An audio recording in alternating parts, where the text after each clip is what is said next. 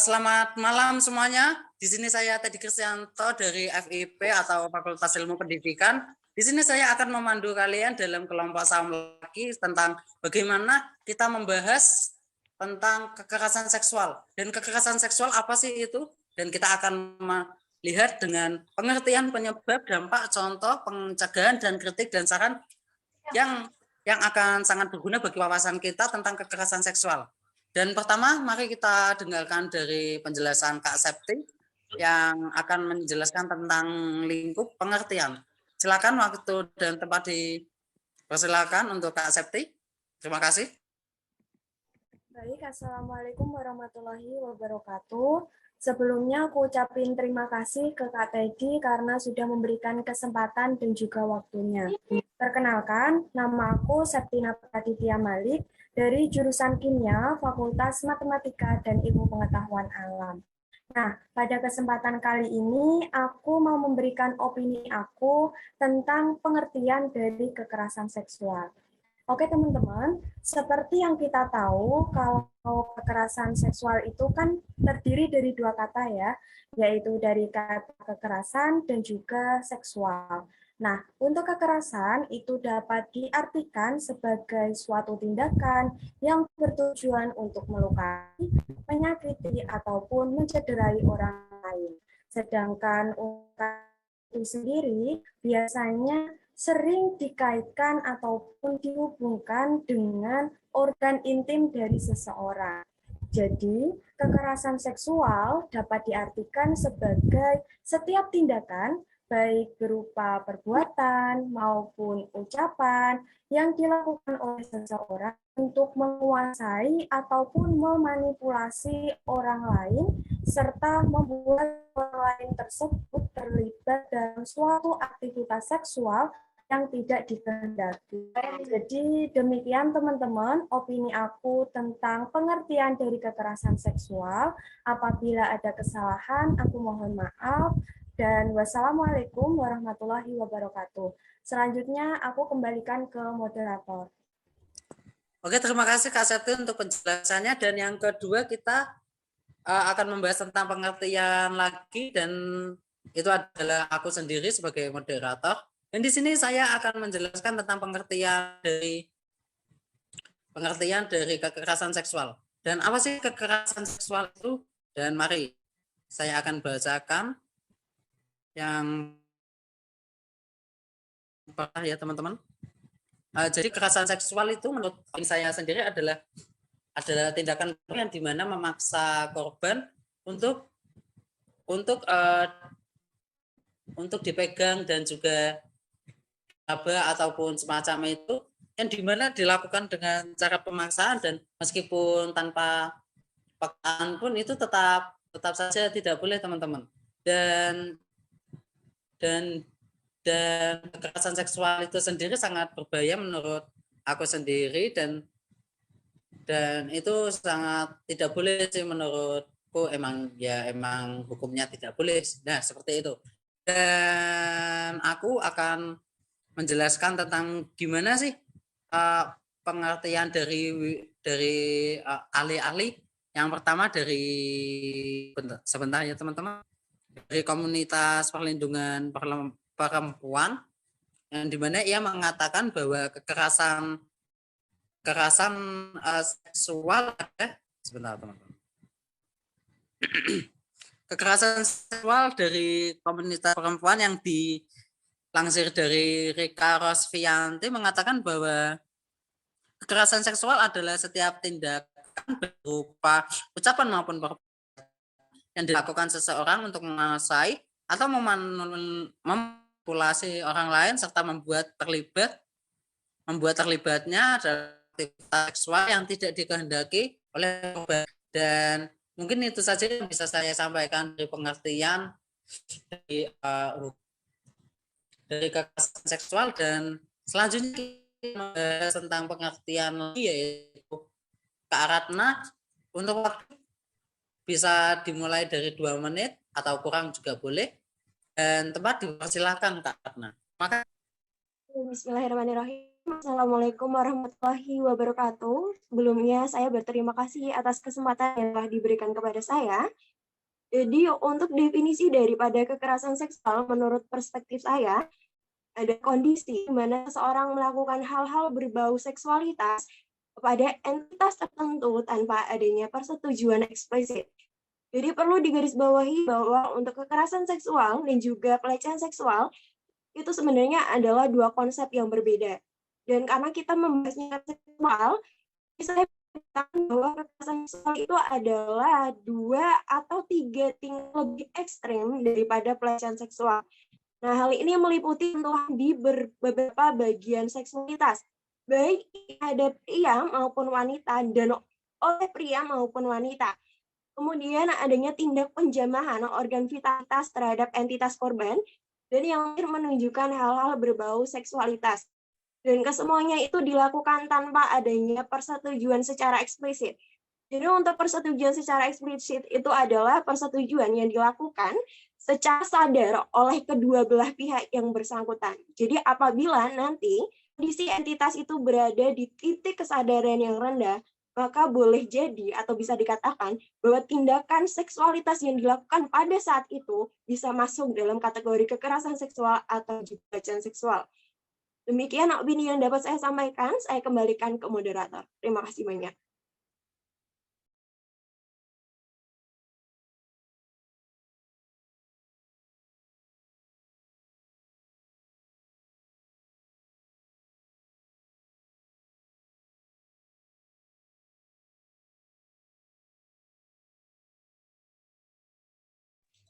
Maaf Kak, Permisi. mikrofonnya Maaf, lupa.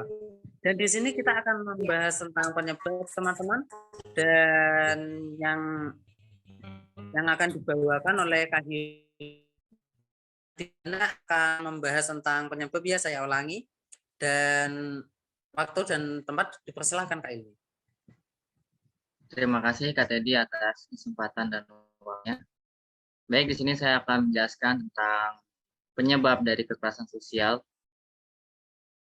Berdasarkan Komnas Perempuan, terjadi 4.000 kasus kekerasan seksual pada tahun 2021, yang sebagian besar terjadi di lingkungan sekolah ataupun perguruan tinggi.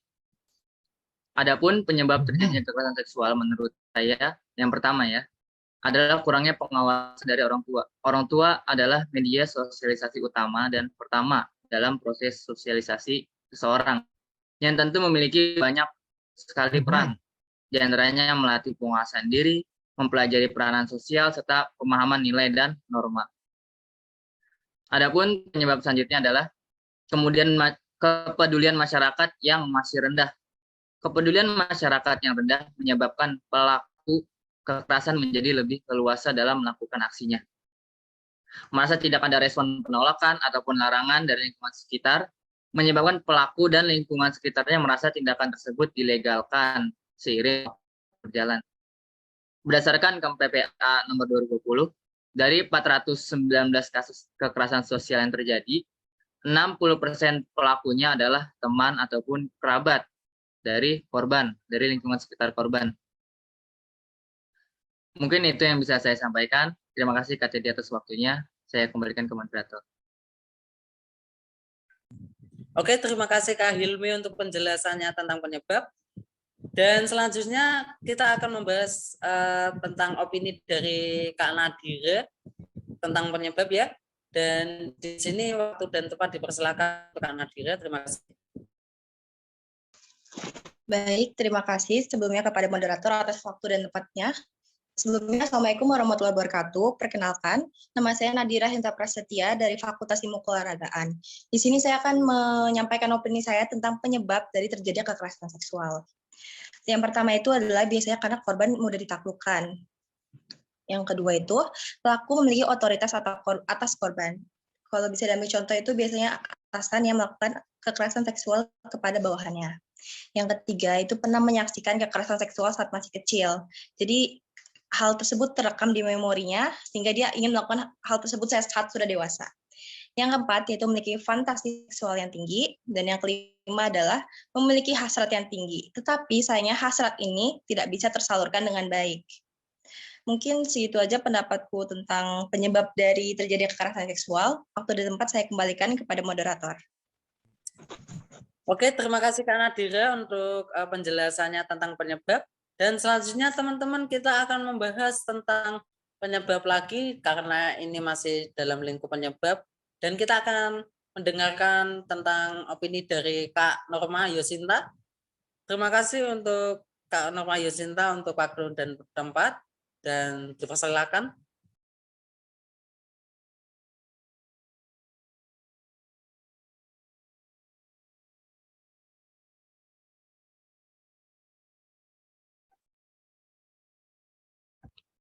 Kak, itu mic-nya.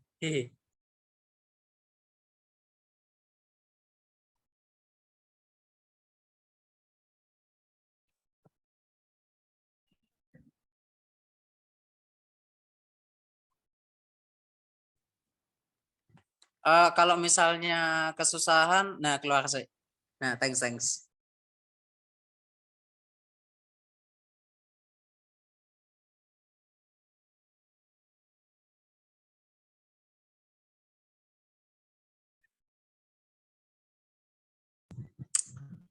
Maaf teman-teman semuanya, kita sedang ada kendala dalam Norma.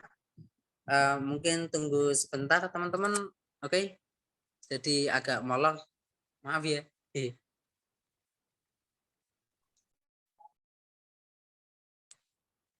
Oke. Jadi untuk membahas tentang Kak Norma nanti dulu aja. Kita akan membahas tentang dampak dalam lingkup dampak sekarang, dan yang pertama kita akan mendengarkan opini dari Kak Ellen.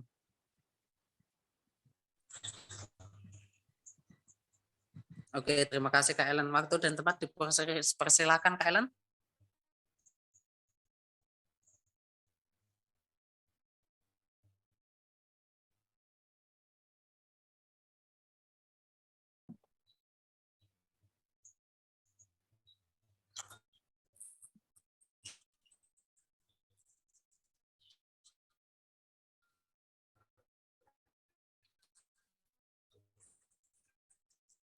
Suaranya kurang jelas Kak Ellen. Tolong kalau misal kurang jelas itu videonya tolong dimatikan aja nggak apa-apa. Baik, terima kasih kepada moderator. Oke. Perkenalkan nama saya Zaini, korbannya. Dampak pelecehan seksual terhadap psikis korbannya tidak main-main. Tidak sedikit dari mereka yang mengalami trauma.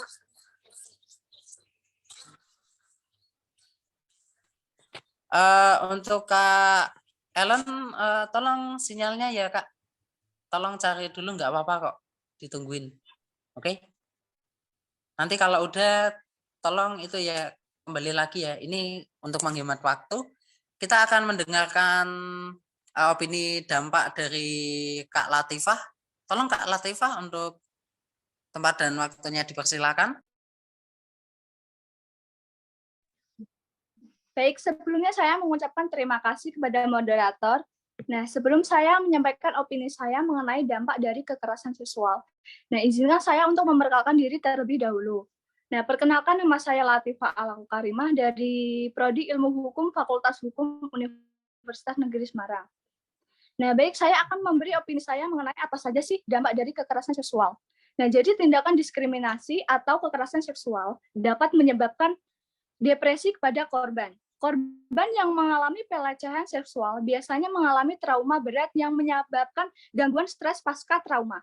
Gangguan ini membuat korban memiliki rasa takut, cemas, stres yang berlebihan, disosiatif, atau menjauhkan diri dari lingkungan. Bisa disebut juga introvert. Serangan panik, gangguan makan dan tidur, atau bahkan bisa juga menyebabkan bunuh diri. Nah, jadi kurang lebihnya dampaknya sangat fatal ya bagi korban dari kekerasan seksual tersebut. Nah, kurang lebihnya begitu mengenai opini saya tentang dampak kekerasan seksual. Terima kasih.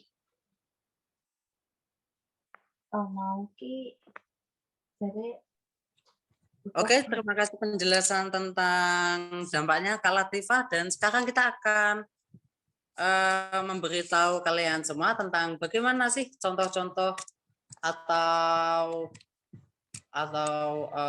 ya contoh-contoh sih, contoh-contoh nyata apa yang bisa dilihat dari kekerasan seksual agar kita bisa berhati-hati untuk tidak main-main dengan kekerasan seksual gitu loh. Dan yang pertama adalah Kak Nadia. Untuk Kak Nadia,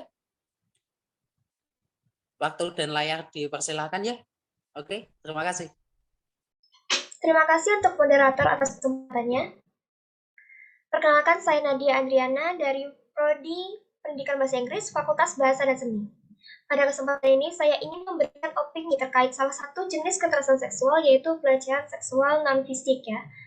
Kekerasan seksual tidak hanya tentang pemerkosaan yang dimana pelaku melakukan kontak langsung pada korban, tetapi kekerasan seksual juga bisa berupa seperti intimidasi, ancaman, dan yang katanya candaan atau sindiran dengan sasaran seksualitas korban. Sayangnya ya, di Indonesia saat ini, pelecehan verbal ini masih dianggap wajar. Belum begitu banyak yang memahami bahwa kekerasan seksual juga dapat berupa ucapan. Beberapa contoh dari pelecehan non-fisik verbal ini, yang pertama yaitu ada catcalling, kemudian juga ada yang bisa berbentuk siulan, main mata, dan gerakan atau isyarat yang bersifat seksual. Saya akan memberikan contoh kasus pelecehan non-fisik yang dialami Denis Charista oleh pengacara Rasman Nasution. Pelecehan non-fisik ini dikemas dengan bentuk candaan yang jelas tidak akan terdengar seperti candaan bagi kita dan juga korban tentunya. Di kasus ini, pelaku menyinggung pakaian korban. Rasanya sudah begitu banyak yang paham bahwa pakaian tidak bisa dijadikan alasan untuk pembenaran dari tindakan pelecehan seksual. Karena para pelaku pasti sangat sadar atas apa yang dikatakan dan tindakan yang mereka lakukan. Pelaku melakukan gestur tangan yang mengarah ke dada korban. Tidak hanya itu, pelaku juga menambahkan sindiran berupa konotasi seperti menyebut buah pepaya dan membongkar mesin katanya. Bagaimana bisa beliau mengatakan hal-hal seperti itu ya? Di sini Denis juga memberikan tanggapan dari kalimat sindiran pelaku berupa bongkar mesin tadi, bahwa pelaku ini lahir dari perempuan, punya anak perempuan, punya istri. Tidakkah terpikir olehnya bagaimana jika kalimat tadi ditujukan untuk anak perempuannya atau istrinya? Tetapi sepertinya memang para pelaku pelecehan tidak pernah memikirkan hal demikian. Dari opini ini dan contoh yang saya berikan, diharapkan untuk kita semua atas kesadaran bahwa kalimat-kalimat yang kita anggap mungkin awalnya hanya candaan bisa membuat kita menjadi pelaku pelecehan seksual. Saya juga ingin menegaskan bahwa siapapun tidak pantas menerima pelecehan seksual dalam bentuk apapun. Sekian dari Nadia, mohon maaf jika terdapat kesalahan pemilihan kata. Terima kasih atas perhatiannya. Saya kembalikan kepada moderator. Oke, terima kasih Nadia untuk penjelasan tentang contoh-contoh kekerasan seksual. Dan selanjutnya ada Sakif untuk menjelaskan opini Anda tentang contoh-contoh tentang kekerasan seksual ya. Di sini waktu dan layarnya dipersilakan. Sebelumnya suaranya kedengeran nggak? Dengar. Oke, terima kasih kepada Kak Teddy ya sebagai moderator. Perkenalan dulu ya, nama aku Ayus Habib Dawani dari jurusan Teknologi Pendidikan Fakultas Ilmu Pendidikan.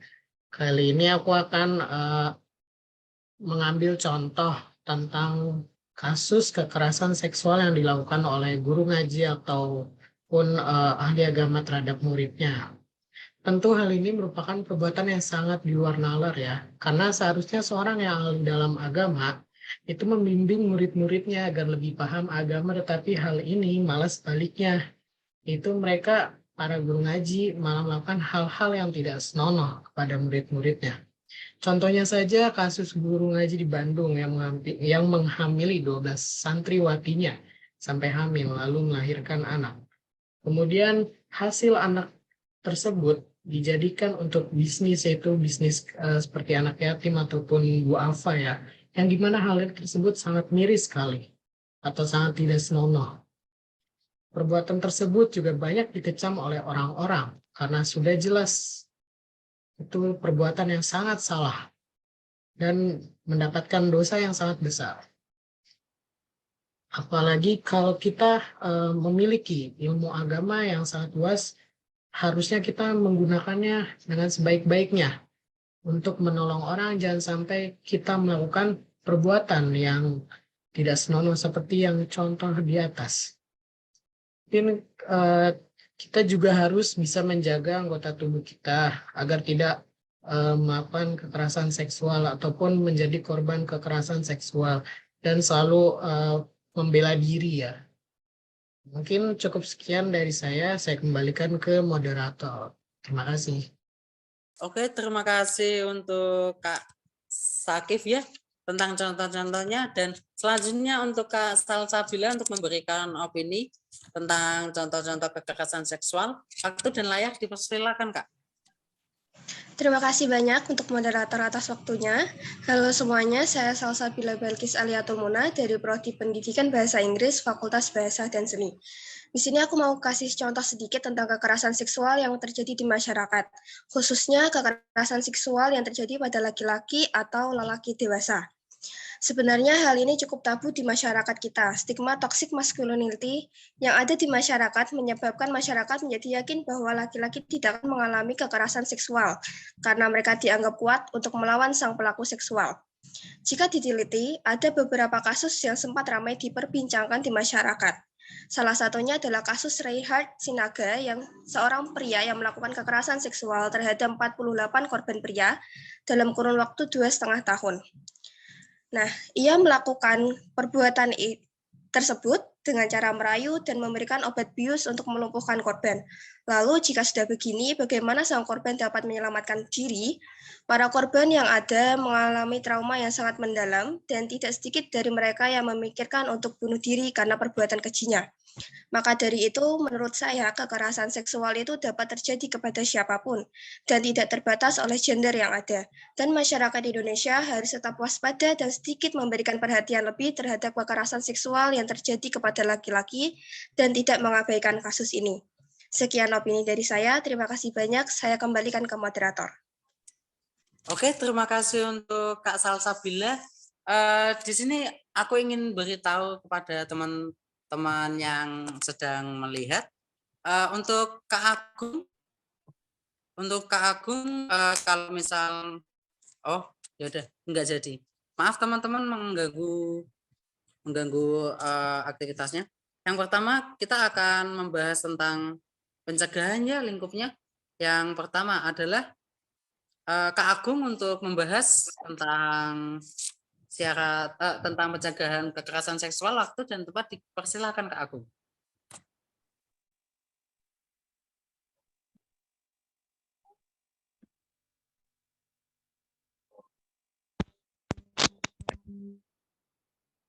Saya sudah dengar, Kak. Oke, terdengar.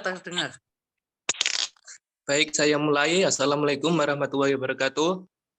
Perkenalkan, nama saya Muhammad Saputra Agung Pratama. Saya dari Program Studi Pendidikan Sosiologi dan Antropologi Fakultas Ilmu Sosial. Pada kesempatan kali ini, saya akan memberikan opini mengenai pencegahan kasus kekerasan seksual di lingkungan kampus. Kasus kekerasan seksual ini sudah didasari oleh Peraturan Kemendikbudristek Nomor 30 Tahun 2021 yang di dalamnya mengenai sanksi bagi pelaku pelecehan seksual, upaya pendampingan, perlindungan, pemulihan bagi korban. Dari Peraturan Pencegahan Tindak Kekerasan Seksual di lingkup kampus dapat dijabarkan sebagai berikut. Yang pertama, pihak kampus harus memiliki regulasi dan pedoman yang jelas mengenai kasus kekerasan seksual yang di dalamnya memuat sanksi pada pelaku dan jaminan pada korban. Yang kedua, pihak kampus melakukan kampanye pencegahan pelecehan seksual. Hal tersebut dimaksudkan untuk memberikan sosialisasi kepada para sivitas akademika agar tidak terjadi tindak pelecehan seksual. Pihak kampus dapat bekerja sama dengan organisasi kemahasiswaan. Dengan adanya kerjasama diharapkan bisa menyerap aspirasi mahasiswa terkait isu kekerasan seksual. Selanjutnya yang ketiga, pihak kampus menyediakan layanan laporan dan pendampingan. Hal ini akan mempermudah korban untuk memperoleh keadilan dalam kasusnya. Dengan terpenuhinya hak keadilan dapat meminimalisir terjadinya gangguan mental pada korban. Pendampingan juga perlu dilakukan seperti pihak kampus menyediakan ahli psikologi untuk memberikan arahan kepada pelaku agar tidak mengulangi hal tersebut. Pendampingan untuk korban dapat dilakukan sebagai upaya untuk memulihkan keadaan mental korban. Yang terakhir, pihak kampus menyediakan jaminan sosial berupa dana untuk pengobatan penggantian kerugian baik fisik maupun non-fisik pada korban kekerasan seksual. Demikian yang dapat saya sampaikan, kurang lebihnya minta maaf. Assalamualaikum warahmatullahi wabarakatuh. Saya kembalikan kepada moderator. Oke, terima kasih untuk Kak Agung. Dan yang kedua, kita akan membahas tentang pencegahan lagi, teman-teman. Yang dimana kita akan membahas tentang pencegahan kekerasan seksual ini. Yang dimana akan disampaikan oleh Kak Uswatun. Mohon tempat dan layarnya dipersilakan, Kak. Maaf. Baik, terima kasih kepada moderator. Perkenalkan, nama saya Uswatun Hasana dari jurusan Pendidikan Guru Sekolah Dasar Fakultas Ilmu Pendidikan. Kasus kekerasan seksual seakan tidak ada habisnya. Hampir setiap hari kita mendengarkan kasus tersebut di media sosial atau di surat kabar. Oleh karena itu, upaya pencegahan kekerasan seksual perlu dilakukan. Beberapa contoh pencegahan secara umum. 1. Membangun sikap saling menghargai antara laki-laki dan perempuan sehingga akan terhindar dari perilaku yang mengarah pada kekerasan seksual karena menganggap bahwa setiap orang memiliki hak untuk dilindungi dan dihormati. 2. Pembuat kebijakan pun harus segera menjadikan pendidikan seks sebagai suatu pelajaran wajib karena dapat dilihat bahwa masih maraknya kasus kekerasan seksual. Dengan adanya pendidikan seks ini, maka akan membentuk suatu pemahaman yang sama akan bahaya dan dampak yang ditimbulkan dari kekerasan seksual. 3. Orang tua pun harus memperhatikan pergaulan anak agar terhindar dari kemungkinan melakukan atau menjadi korban kekerasan seksual dan memberikan pemahaman mengenai cara menghormati orang lain dan tidak melakukan tindakan yang berkaitan dengan kekerasan seksual. Adapun pencegahan yang dapat kita terapkan. 1. Jangan percaya penuh kepada orang. 2. Bersikap tegas. 3. Membekali diri dengan pendidikan seksual. 4. Kuasai beberapa cara melumpuhkan lawan. 5. Mempersiapkan alat pelindung diri. Salah satu bentuk persiapannya adalah membawa alat perlindungan seperti semprotan cabai atau alat strum di dalam tas. 6.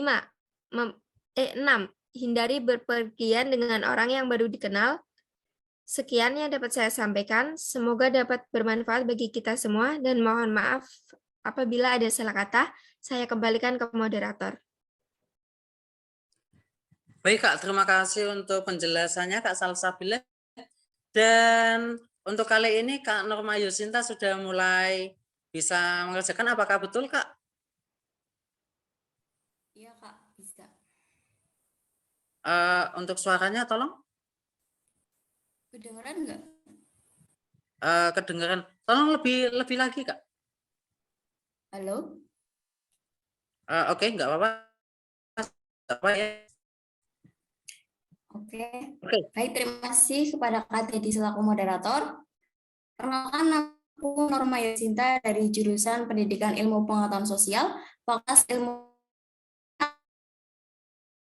Saja sih penyebab kekerasan lingkungan masyarakat. Yang pertama, kekerasan seksual terjadi dimulai dari adanya cara berpikir yang tidak setara sehingga menyebabkan salah satu pihak dijadikan objek seksual. Kerap sekali korban kekerasan seksual adalah perempuan dan anak. Sedihnya, korban seringkali disalahkan dalam kasus tersebut. Akibatnya, korban takut melaporkan apa yang terjadi terhadap mereka. Yang kedua, ada victim blame. Masih adanya sikap menyalahkan korban yang mengalami kekerasan seksual, seperti salah sendiri pulang malam atau lihat saja bajunya kebuka gitu. Ada narasi seolah-olah pihak korbanlah yang sengaja memancing kejadian kekerasan seksual tersebut. Yang ketiga, adanya relasi kekuasaan yang tidak seimbang. Relasi kekuasaan yang tidak seimbang antara guru dan murid, di mana guru lebih dominan atas muridnya, menyebabkan seorang pelajar memiliki potensi memiliki tindakan kekerasan seksual. Dalam hal ini, korban seringkali berada di bawah ancaman pelaku, misalnya diancam untuk tidak naik kelas, nilai turun, dan ancaman lainnya. Mungkin hanya itu yang bisa aku sampaikan, kurang lebihnya mohon maaf. Aku kembalikan ke Kak Teddy selaku moderator. Oke, terima kasih untuk Kak Norman Yosinta ya. Untuk selanjutnya Kak Ellen, apakah bisa mendengar? Bisa? Oke, suaranya sudah jelas. Oke, mohon dimulai. Baik, terima kasih kepada moderator. Maaf jika tadi ada sedikit kendala. Perkenalkan, nama saya Zelinis Munanda, saya dari Fakultas Bahasa dan Seni. Di sini saya akan menjelaskan mengenai dampak dari kekerasan seksual. Yang pertama adalah bencana psikis bagi korbannya. Dampak pelecehan seksual terhadap psikis korbannya tidak main-main.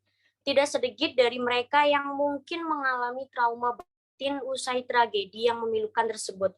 Dilansir dari LifeScan, studi pada tahun 2009 mengatakan bahwa wanita yang mengalami pelecehan seksual akan mengalami PTSD 4 kali lebih parah daripada mereka yang mengalami kejadian traumatis yang lain. Berikut ini juga beberapa dampak pada psikis yang umumnya terjadi, di antaranya seperti mudah marah, merasa selalu tidak aman, mengalami gangguan tidur, mimpi buruk, ketakutan, cemas, punya rasa malu yang besar, shock, frustasi, menyalahkan sampai mengisolasi diri sendiri, bahkan stres hingga depresi. Dr. Helen Wilson mengatakan jika di antara wanita yang mengalami kekerasan seksual, 90% dari mereka menunjukkan gejala stres yang akut. Dalam beberapa kasus pelecehan seksual juga bisa menyebabkan PTSD. Hal yang paling mengkhawatirkan menurut para ahli di National Institute of Mental Health, jika PTSD yang tidak ditangani dengan baik bisa menimbulkan keinginan korban untuk bunuh diri. Sekian yang dapat saya sampaikan, dampak dari kekerasan seksual kurang lebihnya seperti itu. Saya kembalikan ke moderator. Oke, terima kasih untuk Kak Ellen. Dan selanjutnya kita akan membahas tentang untuk Kak Uswatun, apakah sudah ya tadi? Mohon maaf. Ya, sudah. Oke, terima kasih. Dan yang selanjutnya kita akan membahas tentang kritik dan saran teman-teman. Untuk mungkin kritik dan sarannya untuk bagaimana caranya mengatasin atau kritikan untuk apa sih? Untuk UNES sendiri dan juga untuk sektor yang ada di Indonesia ini. Terima kasih untuk Kak Nadia sudah menyempatkan waktunya dan mohon untuk membicarakan tentang opininya. Waktu dan layar dipersilakan Kak Nadia. Baik, terima kasih atas kesempatan dan waktunya. Selamat malam semuanya. Perkenalkan, saya mahasiswa baru, nama saya Nadia Zahrotunisa, mahasiswa baru Prodi Pendidikan Ilmu Pengetahuan Sosial, Fakultas Ilmu Sosial. Setelah mendengar opini teman-teman soal kekerasan seksual ini, mungkin saya akan menambahkan sedikit pada opini mengenai kritikan dan saran yang tertuju pada semua kalangan, terkhusus untuk lembaga pendidikan dan juga kementerian. Baik, yang pertama mungkin dari masyarakatnya sendiri. Masyarakat harus mulai melek dan lebih paham soal dampak-dampak negatif yang ditimbulkan dari kekerasan seksual itu sendiri, dan mulai berbenah menemukan cara bagaimana caranya menjadikan lingkungannya terbebas dari kekerasan seksual. Lalu, mungkin bukan hanya masyarakatnya, namun juga pemerintah dan kementerian harus lebih memberikan penanganan yang serius soal kekerasan seksual ini. Salah satunya adalah Kemendikbudristek harus merevisi kembali soal Peraturan Nomor 30 Tahun 2021 tentang pencegahan dan penanganan kekerasan seksual di perguruan tinggi yang sempat ramai diperbincangkan karena pasalnya yang sangat kontroversial. Selanjutnya, pemerintah bisa mulai menerapkan sanksi serius soal kekerasan seksual di kalangan perguruan tinggi ini dengan menjatuhi hukuman seperti menurunkan akreditasi atau bahkan mencabut izin operasional perguruan tinggi tersebut. Lalu selanjutnya, lembaga pendidikan, khususnya universitas, bisa mulai membentuk tim khusus mengenai penanganan kekerasan seksual ini yang bersifat objektif dan berpihak pada korban, serta memastikan korban mendapatkan pendampingan, perlindungan, dan pemulihan yang tentunya dengan persetujuan korban. Mungkin itu saja yang bisa saya sampaikan. Mohon maaf apabila terdapat pemilihan kalimat yang kurang tepat. Saya kembalikan ke moderator. Oke, terima kasih Kak Nadia untuk penjelasan kritik dan sarannya. Dan selanjutnya kita akan mendengarkan opini dari Kak Ana, yang dimana akan membahas tentang kritik dan saran. Untuk waktu dan layarnya dipersilakan Kak Ana. Terima kasih. Baik, terima kasih atas waktunya Kak Teddy. Sebelumnya, perkenalkan nama saya Eka Febriana dari Fakultas Ekonomi Prodi Akuntansi. Saya ingin menyampaikan opini saya mengenai kritik terhadap beberapa oknum kepolisian terkait penanganan korban kekerasan seksual. Saya pikir pihak kepolisian tidak melindungi korban dan seringkali melakukan reviktimisasi terhadap korban. Hal ini didasari oleh beberapa pengakuan korban yang dimintai alat bukti. Padahal hal tersebut adalah tugas kepolisian. Bahkan para korban diminta melakukan reka adegan ulang kejadian pelecehan seksual saat proses penyelidikan. Bukankah hal tersebut sangat tidak etis? Ketika korban yang masih memiliki trauma fisik dan psikis diminta mengulang kembali sumber traumanya, dan apabila korban tidak bisa melakukannya, maka pelaku pelecehan tersebut akan terus berkeliaran bebas, adanya secuil penyesalan. Jadi, polisi membela pelaku atau korban. Sekian dari saya kembalikan kepada moderator. Terima kasih.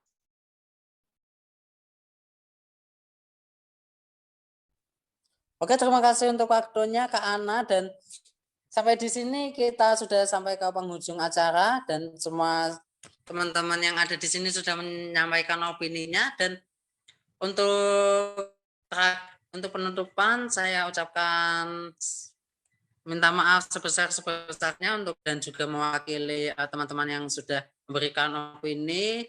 Maaf juga